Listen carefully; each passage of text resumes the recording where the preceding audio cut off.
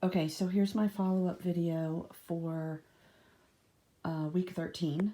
I know I'm totally behind on this, and I should have posted it ages ago, and I'm sure most of you are past it already, but I decided to go ahead and make the video anyway because we did kind of a fun class activity that I wanted to share with you guys. So basically it was lesson 6, nouns with special meanings. This was my plans. I do believe I posted it already, but we looked at the vocabulary, we copied them, we made observations, things like, oh, it's kind of weird that normally if it was second declension, they would have like us and then us e, I think would be the nominative singular and genitive singular endings. And this was a little strange and different. So we went through and we made those observations and we tried to figure out why would they do that.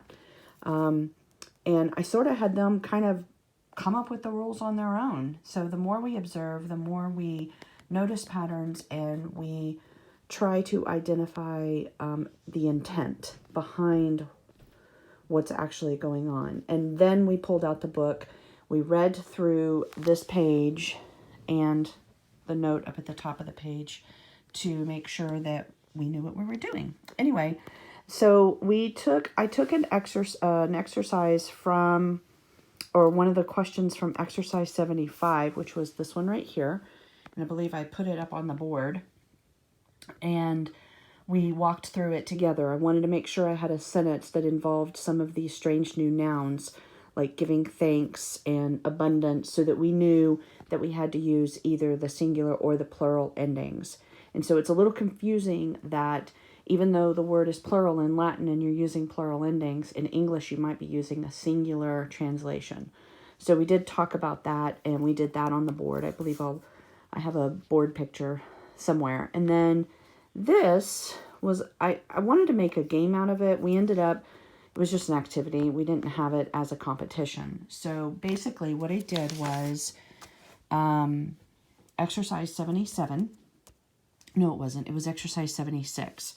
We read through this together and just to talk a little bit about the history. And then I had this paragraph typed up, and I'll show it to you right here.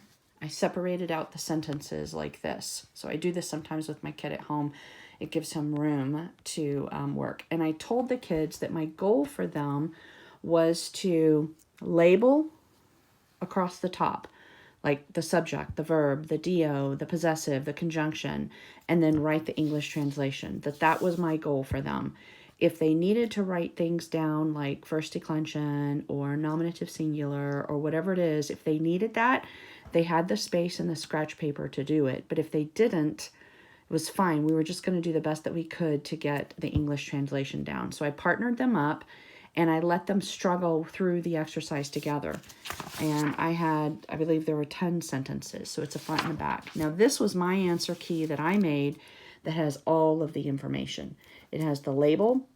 It has, the declension and gender, the case. I have gotten in the habit of using parentheses around my prepositional phrases and then marking whether or not the preposition takes ablative or accusative. I don't know if I have any accusatives on this page. But anyway, and then of course the translation is over here. So one of my goals, and we didn't get there because of time, but I did talk to the parents about this and said they could, do it at home, was I wanted them to make some observations about sentence patterns, and we could talk about the difference between a simple sentence and a compound sentence to review a little bit of our essentials memory work. So if you'll notice all of these sentences, there's one independent clause in the sentence. And then when you get down here, because we have a coordinating conjunction, we're joining two grammatically equal things. And so we have an independent clause here and an independent clause there. And then down here, we're back to just one. So I purposely did my subjects and verbs in a unique color so that they would stand out, and then everything else the same, so that we could identify how many clauses were in each sentence.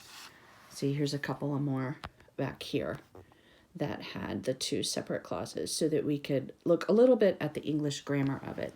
So this was an answer key that I then copied and sent home with the parents. I did not give it to the kids. I gave it to each of the moms.